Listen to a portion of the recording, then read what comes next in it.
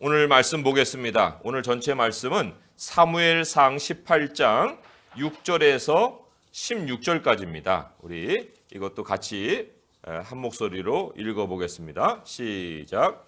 무리가 돌아올 때 곧 다윗이 블레셋 사람을 죽이고 돌아올 때에 여인들이 이스라엘 모든 성읍에서 나와서 노래하며 춤추며 소고와 경쇠를 가지고 왕 사울을 환영하는데 여인들이 뛰놀며 노래하여 이르되 사울이 죽인 자는 천천히요 다윗은 만만이로다 한지라. 사울이 그 말에 불쾌하여 심히 노하여 이르되 다윗에게는 만만을 돌리고 내게는 천천만 돌리니 그가 더 얻을 것이 나라 말고 무엇이냐 하고 그날 후로 사울이 다윗을 주목하였더라.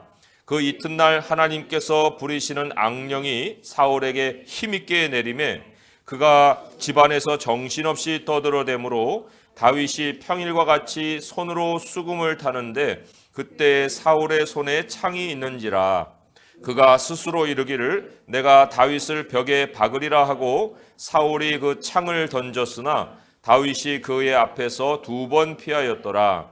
여호와께서 사울을 떠나 다윗과 함께 계심으로 사울이 그를 두려워한지라. 그러므로 사울이 그를 자기 곁에서 떠나게 하고 그를 천부장으로 삼음에 그가 백성 앞에 출입하며 다윗이 그의 모든 일을 지혜롭게 행하니라.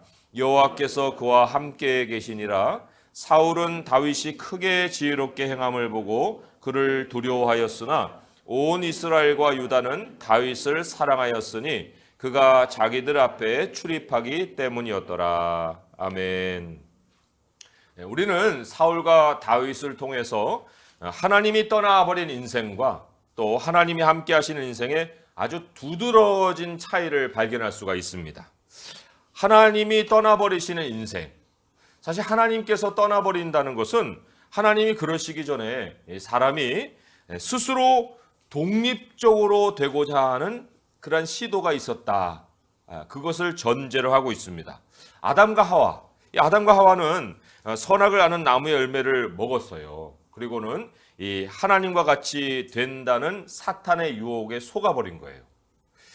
이것이 사실 사람이 독립적으로 존재하고자 한 사건입니다. 그렇게 될 수도 없는데 그러한 유혹을 받아서 나도 하나님처럼 될 수 있어? 하고 그 나무 열매를 먹었다는 거예요. 하나님과 같이 될 수 없는데 그럴 수 있는 모양을 갖추려는 시도를 한 거예요.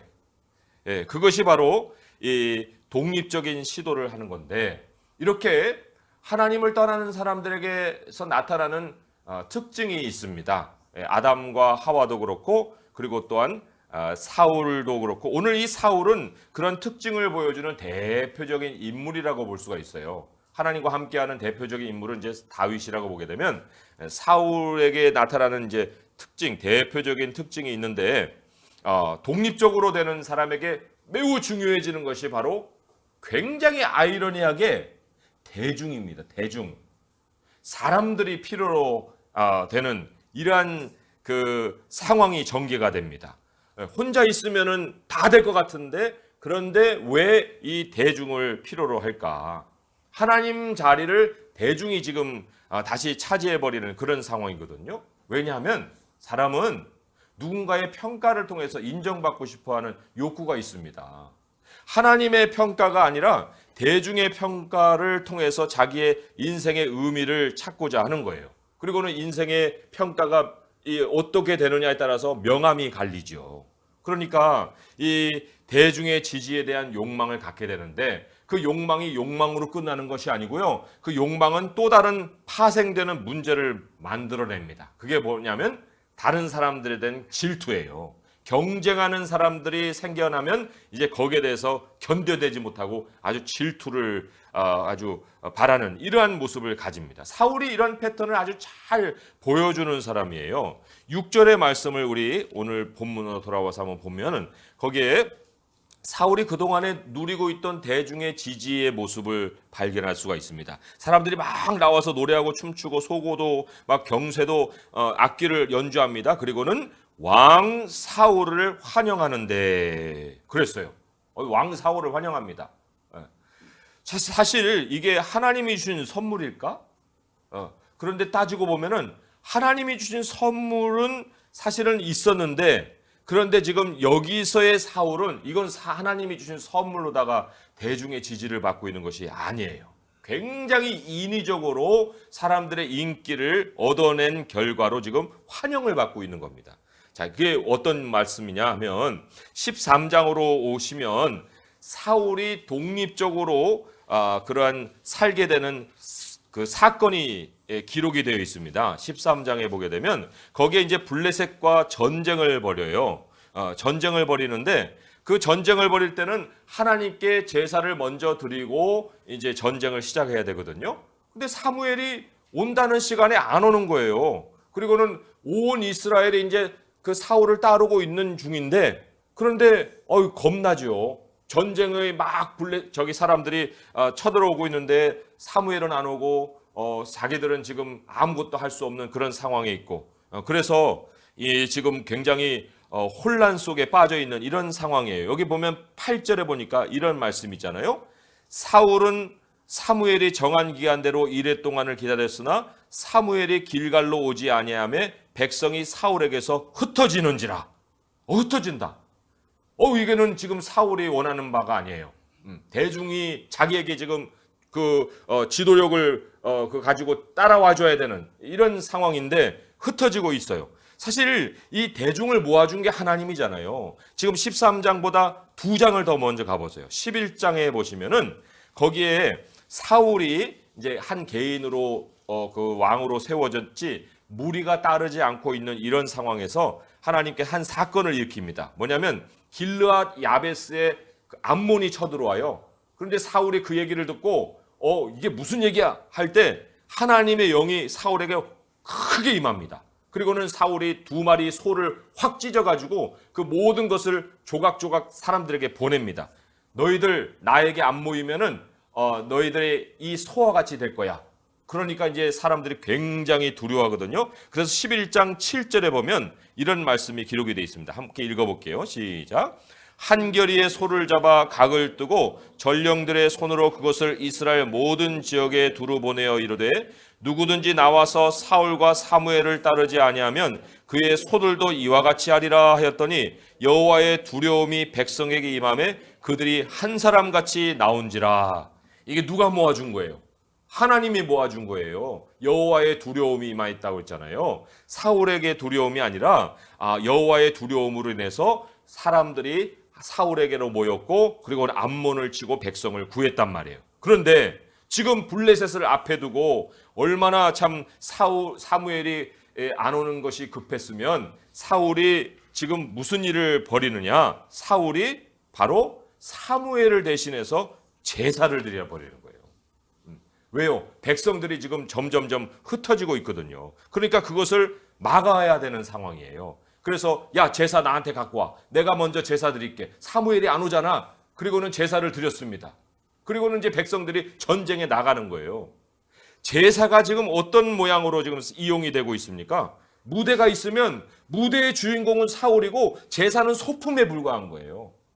백성들은 이제 사울을 주목하게 되는 거죠. 하나님께서 그러한 사울을 보고 내가 이제는 더 이상 너를 왕으로 삼을 수가 없노라. 내가 다른 왕을 세워놓으라 하고 선포를 하시죠. 그런데 그럼에도 불구하고 하나님이 사울에게 기회를 2년간 더 주십니다. 근데 2년 후에 결정적으로 사울을 하나님이 떠나는 그런 사건이 벌어집니다. 그게 아말렉과의 전쟁이에요. 아말렉과의 전쟁에서 너희들 다 모든 걸 진멸해라. 그랬는데 진멸하지 않고 가치 없고 보잘것없는 것만 진멸하고 좋은 것들은 다 가지고 왔어요. 그러면서 사울이 했던 변명이 뭐냐? 15장 15절의 말씀을 한번 보세요. 15장 15절의 말씀에 보면 이렇게 변명을 합니다. 함께 읽어볼게요. 시작. 사울이 이르되 그것은 무리가 아말렉 사람에게서 끌어온 것인데 백성이 당신의 하나님 여호와께 제사하려 하여 양들과 소들 중에서 가장 좋은 것을 남기며 그 외의 것은 우리가 진멸하였나이다 하는지라. 이렇게 얘기를 하고 있습니다. 백성이 하나님께 제사 드릴 수 있도록 해준 거예요. 이런 거예요. 하나님 편에 서는 것이 아니라 백성의 환심을 사기 위해서 사울이 무진장 노력을 하고 있는 이러한 모습을 우리가 만날 수가 있습니다. 이게 바로 하나님이 완전히 사울을 떠나게 되는 사건이에요. 다시 말하면 뒤집어서 사울의 입장에서 보게 되면 완전히 자기 왕권을 유지하기 위해서 하나님을 떠나서 대중의 지지로 돌아간 이러한 그 순간이었다 볼 수가 있습니다. 이제부터 세워지는 것은 하나님의 나라가 아니라 사울의 왕국이었다. 그래서 오늘 본문으로 한번 다시 돌아와 보세요. 본문으로 돌아와서 그런 사건들을 잘 알고서 여기 6절의 말씀을 보게 되면 사울을 환영하는데 하는 것이 얼마나 사울이 민감하게 주시하고 있는 상황인가 하는 걸 알 수가 있습니다. 지금 골리앗을 이기고 온 거예요. 그러면은 다윗이 막 주목을 받아야 되잖아요. 그런데 사울은 지금 주시를 하고 있는 거예요. 지금 누구를 환영하고 있는가? 그런데 모양으로는 지금 사울을 환영하고 있어요. 그러니까 됐다 싶은데 그런데 그것이 아닌 뭔가 지금 긴장된 상황이 다시 펼쳐지고 있습니다. 노래의 가락을 들어보니까 사울이 죽은 자는 천천히요 다윗은 만만이로다. 아니 무대의 주인공이 모양은 자기인 줄 알았는데 내용을 보니까 주인공이 바뀌어 있어요. 누구로요? 다윗으로 바뀌어 있는 거예요. 대중의 이 지지도로 인생의 의미를 가지고 살아가는 그런 사람들의 이 사울이 대표적인데 지금 그거를 만나지 못하니까 받지 못하니까 어떻게 생깁니까? 어떻게 됩니까? 질투가 생기죠. 굉장히 경쟁자에 대한 이 악의적인 질투를 가지게 됩니다. 그리고는 이제 9절의 말씀에 이렇게 나오잖아요. 그날 후로 사울이 다윗을 주목하였더라. 강남의 엄마들에 대한 그 뉴스가 한 2, 3일 전에 기록이 돼 있었는데 학교에서 공부 잘하는 아들 있잖아요. 그러면은 강남의 엄마들은 그 아이들 집 앞에서 잠복을 한대요. 그래갖고 그 아이가 도대체 언제 일어나고 언제 자는지, 아이가 다니는 학원이 어딘지, 그 아이 집에서 나오는 과외 선생이 누군지, 아주 뭐 스파이 작전을 방불할 정도로 그 전교 1, 2등 하는 아이들의 그 집 앞에서 잠복을 해서 그 다 관찰한다는 거예요. 그 왜 그래요? 그 이유는 다른 데 있는 게 아니에요. 공부 잘하는 아이는 자기 아이에게 위험 요소예요. 아주 위협적인 존재라는 거죠. 무대의 주인공이 자기 애가 돼야 되는데 그러지 아니하고 다른 아이가 되고 있으니 이게 지금 긴장하지 않을 상황이 아니죠. 그래서 자기 아이에게 무대를 마련해주고 사회에 나가서도 사회도 뭐 상류 사회겠죠. 그리고는 뭐 전 세계 대중을 향해서 그 아이가 중심에 설 수 있게 해서 지금 그 공부 잘하는 그 아이 집 앞에서 잠복을 하고 있는 거예요. 사울이 지금 다윗을 주시하고 있는 이런 상황과 같이 자기가 컨트롤 타워가 되는 거예요. 모든 상황을 자기 안에서 지금 조정을 해야 됩니다. 하나님과 함께하는 사람은 하나님이 컨트롤 타워가 되어주시잖아요. 그런데 인생이 스스로 참 자기 독립적이가 돼야 되고 그리고 대중의 지지를 얻으려고 하게 되면은 인생 스스로가 높은 곳에서 감찰을 해야 됩니다. 그럼 높은 곳에서 감찰하려면 뭐 가장 높아봐야 인공위성 아니에요? 그리고는 뭐 가장 비밀리에 작전을 수행해야 되기 때문에 얼마나 많은 정보력을 동원해야 되고 얼마나 많은 정치력을 구비를 해야 되겠습니까? 그런데 하나님이 인생의 컨트롤 타워가 되면 복잡해질 게 하나도 없어요. 그냥 하나님께 찾아나가서 말만 하면 하나님이 다 말끔하게 해결해 주시는, 깔끔하게 일 처리를 해 주신다는 거예요. 11장 시편 11편을 보시면은 그 상황이 아주 정확하게 전개가 되고 있습니다. 시편 11편을 한번 우리 오늘 같이 찾아볼게요. 시편 11편은 구약 성경 810쪽에 있는데 거기에 보게 되면 두 가지 상반된 그 상황이 펼쳐지고 있어요. 1절에서 3절은 바로 자기가 컨트롤 타워가 되는 사람이에요. 그 사람이 뭐라고 조언하는지 아십니까? 내가 여호와께 피하였거늘 너희가 내 영혼에게 새같이 너의 산으로 도망하라 하면 어찌미냐. 악인이 활을 당기고 화살을 시에 먹이며 마음이 바른 자를 어두운 데서 쏘려 하는도다. 터가 무너지면 이 의인이 무엇을 하랴. 여기 나오잖아요. 산으로 도망해. 위에서 감찰해야 돼. 그리고는 어두운 데서 숨어가지고 다른 사람 그 잠복해서 감시나하고. 만약에 우리가 이런 조언을 따른다고 하면은 터가 무너지고야 말지요. 우리의 턴은 그런 게 아니잖아요. 그런데 4절부터 이제 하나님이 컨트롤 타워가 되어주시는 인생을 소개합니다. 여호와께서는 그의 성전에 계시고 여호와의 보좌는 하늘에 있으며 그의 눈이 인생을 통촉하시고 그의 안목이 그들을 감찰하시도다. 여호와는 의인을 감찰하시고 악인과 폭력을 좋아하는 자를 마음에 미워하시도다. 악인에게 그물을 던지시리니 불과 유황과 태우는 바람이 그들의 잔에 소득이 되리로다. 여호와는 의로우사 의로운 일을 좋아하시나니 정직한 자는 그의 얼굴을 배우리로다. 이거예요. 스스로 인생의 컨트롤 타워가 되느냐, 아니면은 하나님이 모든 삶을 처음부터 끝까지 다 해결해 주시느냐.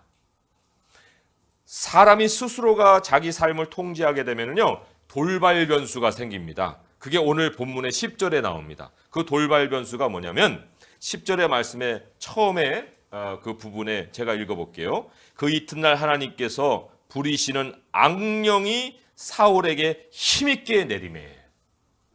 악령이 힘있게 내렸다. 이게 바로 돌발 변수입니다. 사람이 자기의 생각으로 또 물리적인 어떤 그 여러 가지 준비된 것으로 삶을 이끌려고 하지요. 그런데 그 마지막 순간에 그 사람에게 생기는 돌발 변수가 뭐냐면 영의 현실이에요. 영의 현실입니다. 나중에 사실 다윗도 이러한 영의 현실 속에 넘어가는 사건을 맞이합니다. 인구를 계수하죠. 죄를 짓습니다. 하나님이 다 인구를 그렇게 번성하게 해주셨는데 자기가 인구를 뭐하러 세요, 숫자를. 그런데 하나님께서 그거를 굉장히 악으로 생각하시는데 왜 다윗이 그 죄를 범했냐면 사탄이 충동하여서 그랬다 하고 역대상 21장 1절에 나와요. 사탄이 충동했다. 그러니까 악령의 충동이라는 것은 언제나 가까이 있어요. 예수님도 40일 금식하고 굶주렸을 때 사탄이 와서 시험했잖아요. 예수님께도 그러한 악한 것에 시험이 있거늘 어찌 우리가 그걸 피해서 살 수 있습니까? 뭐 사탄이 하나님보다 위에 있다는 그런 얘기가 아니라 이 모든 일의 컨트롤 타워에 하나님이 계시는데 그 하나님께서 하나님을 떠난 자들에게는 이 사탄이 그들의 그 권세 아래 자기 세상 사람들, 자기에게 속한 사람들을 주무를 수 있도록 허용을 하신다는 거예요. 그러니까 사람이 아무리 혼자 서고 독립적으로 산다 하더라도 악한 이 세상에 권세 있는 사탄의 손아귀에서 벗어날 사람이 아무도 없고 그 사탄을 또한 하나님이 부리시고 계시기 때문에 하나님보다 더 자기가 스스로 높아져서 자기 삶을 온전히 이끌어갈 사람이 아무도 없다는 거예요. 이사야 45장 7절에 이런 말씀이 있거든요. 나는 빛도 짓고 어둠도 창조하며 나는 평안도 짓고 환난도 창조하나니 나는 여호와라 이 모든 일을 행하는 자니라 하였노라. 아담과 하와도 독립적으로 됐지만 그러나 에덴 동산에서 쫓겨난 것처럼, 그죠? 사울도 독립적으로 대중의 지지를 받고자 했지만 결국은 악령이 그 사울의 정신을 휘집어 놓은 것처럼 이 세상은요 두 가지 영역밖에 없어요. 하나님의 영으로 사느냐 아니면은 악령의 지배 속에서 사느냐. 이게 서로 맞대결이 아닙니다. 하나님은 철저히 악령을 통제하시죠. 우리가 악이 하나님의 통치에 털끝만큼도 영향을 못 미친다는 이 사실을 우리가 오늘 말씀에도 확인을 해볼 수 있는 것이 11절 12절의 말씀이에요. 11절 12절의 말씀 한번 봅니다. 같이 읽어볼게요. 시작.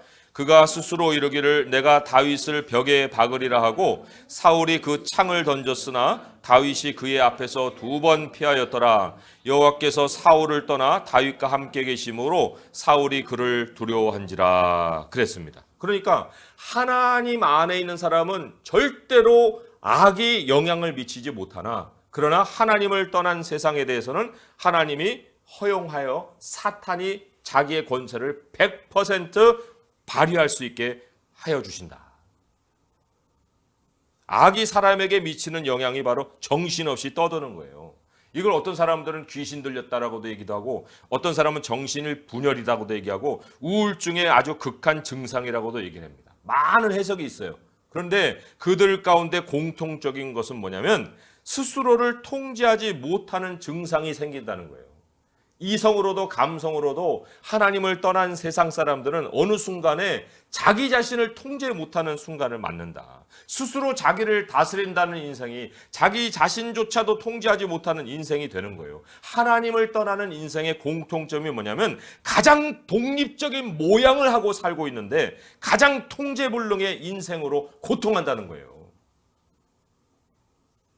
이게 하나님께서 통제하는 세상이기 때문에 이러한 결과를 맞이하는 겁니다. 그리고 그 고통의 중심에는 뭐가 있어요?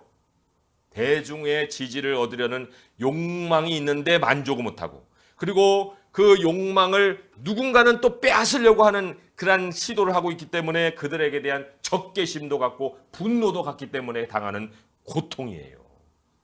그러면 이제 우리 다윗에게로 돌아옵니다. 다윗은 인생을 성공한 사람이라고 하고 그 대표적인 인물이라고 하는데 어떻게 다윗은 그러한 그 모습을 가질 수 있었을까? 사울과 비교해 볼 때 아주 대표적으로 드러나는 두 가지 뚜렷한 표시가 있습니다. 첫째는 하나님이 함께 하시는 인생이었다는 거예요. 14절, 15절의 말씀으로 또한 돌아오면은 거기에 지혜롭게 행하는 이라 하는 말이 영어로 그 원어로는 성공하니라 하는 말로도 번역이 될 수 있는데 14절 15절에 다윗이 그의 모든 일을 지혜롭게 행하니라 여호와께서 그와 함께 계시니라 사울은 다윗이 크게 지혜롭게 행함을 보고 그를 두려워하였으나 여기에 크게 지혜롭게 했다는 건 크게 성공했다는 거예요. 그 배후에 뭐가 있습니까? 하나님이 함께 하시는 삶이었기 때문에 그렇다. 하나님이 다윗과 함께 했다는 것을 뒤집어 얘기하면은 다윗이 철저히 하나님을 의존했다는 거예요. 그에게는 한순간도 독립적으로 행동하는 일이 없었다는 거예요. 자기 스스로 일어서리라는 시도를 하지 아니하고 언제나 컨트롤 타워에 하나님께 자리를 드렸다는 것이 다윗의 성공 비결의 첫 번째입니다. 그런데 그것만이 아니에요. 두 번째 성공 비결이 있는데 13절도 나오고 16절도 나오는데 그가 백성들 앞에서 출입했다는 말이 있어요. 출입했다는 것은 나가고 들어오고 나가고 들어오고 모든 활동을 얘기하는데 누구 앞에서 했습니까? 백성 앞에서 했다. 백성 앞에서 했다는 것은 사울은 백성들을 뒤에서 숨어서 감시하고 주목하고 저들이 나를 따르나 마르나 이런 그 어떤 생각에 아주 고통했던 것 반면에 다윗은 백성이 자기를 주목하게 한 거예요. 굉장히 투명한 삶을 살았습니다. 그런데 이것이 투명한 삶뿐만 아니라 백성들과 함께하는 삶이고 백성들 앞에서 모범을 보였다는 거예요. 그게 다윗이 성공하게 된 두 번째 큰 이유입니다. 그리고 다윗에 대한 백성의 평가는 정치적입니까? 그렇지 않아요. 다윗이 그렇게 했기 때문에 온 이스라엘과 유다는 다윗을 사랑하였다 그랬어요. 사랑하였다. 지도자가 정치적으로 평가를 받느냐 아니면 백성의 이러한 마음을 얻을 수 있느냐 하는 것이 우리 하나님의 그 사람들이 깊이 생각해 봐야 될 문제입니다. 다윗이 철저히 하나님 중심일 때 하나님의 은혜도 얻고 대중의 사랑도 얻었어요. 그리고 누구도 경쟁 상대로 삼지를 않았습니다. 세상은 오늘날도 사람에게 야, 너 독립적으로 살아. 너 독립적이 돼야 돼. 혼자 서야 돼. 아이, 누가 널 도와줘. 너 혼자 해야지. 이렇게 자꾸 부추깁니다. 그런데 철저히 다윗은 하나님 의지했어요. 그리고 서로 앞에서 출입하는 인생이 되려고 노력을 했단 말이에요. 그러니까 하나님은 끊임없이 우리에게 이렇게 얘기하시는 거예요. 너 나하고 같이 하자. 매 순간 나하고 같이 해야 돼. 그리고 교회에 내가 보낸 하나님의 백성 있지? 그 하나님 백성 앞에서 출입해라. 모든 활동을 하나님의 사람들과 함께 하는 게 너가 성공할 수 있는 비결이야. 이렇게 가르쳐주고 계셔요. 그러니까 하나님이 계시고 교회가 있는 것이 우리 삶의 기본 인생이 되는 거 아니에요? 하나님 사람의 기본 인생이잖아요. 그렇지만 매번 이 사탄이 우리를 독립적이 되라고 이 미혹을 하기 때문에 기본으로만 머물면 안 되는 거예요. 기본에서 하나 더 나가서 하나님이 우리와 함께 하신 것은 우리에게 전제되어 있지만 우리도 하나님께 더 가까이 나가는 거예요. 더 가까이 나가야 되고 그리고 또 사람들 앞에서 더 먼저 모범이 되려는 삶을 살아가야 한다는 거죠. 그럴 때 하나님 우리에게 성공을 주시고 더 큰 성공을 주시는 것입니다. 이제 우리가 오늘 말씀을 맺으면서 이 사울처럼 대중에 민감할 것이 아닙니다. 남이 나를 어떻게 생각할까? 그것이 아니라 다윗처럼 철저히 하나님이 나를 통제해 주시고 나의 컨트롤 타워에 이 모든 것을 주관해 주시는 주님이 되어 주시니 나는 하나님만 믿고 살리라. 그러한 믿음을 가지고 살아갈 때 하나님이 우리의 삶을 작은 데서부터 형통케 하시고 더 큰 일에도 형통케 하시고, 그래서 하나님이 영광 받으시고 하나님을 두려워하는 사람들이 하나님께로 찾아 나오는 그런 결과가 있기를 우리 주님의 이름으로 축원드립니다. 기도하겠습니다. 하나님 아버지, 참 불쌍한 사울의 인생을 봅니다. 그가 하나님이 세워주셨건만 대중의 지지를 따르려고 또한 모든 일들을 자기 중심으로 행할 때에 하나님이 그를 떠나시는 불행을 참 맞았습니다. 하나님, 다윗은 참 보잘것없었어도 하나님과 함께함으로 우리 하나님이 그를 높이셨고 또 하나님의 백성의 사랑을 받으며 살았습니다. 하나님, 저희들이 오늘 말씀 앞에 돌아옵니다. 우리도 하나님을 더 가까이 하고 또 하나님의 백성 앞에서 정말 투명하게 출입하며 활동하며 살기를 원합니다. 아버지 하나님, 우리를 서로 그리스도의 몸 안에 지체로 묶어주셨사오니 그리스도의 몸을 세우는 일이 우리의 모든 삶의 의미가 되게 하여 주옵시고 하나님께 온전히 영광 돌리는 저희가 되게 하여 주시옵소서. 예수님의 이름으로 감사하며 기도합니다. 아멘.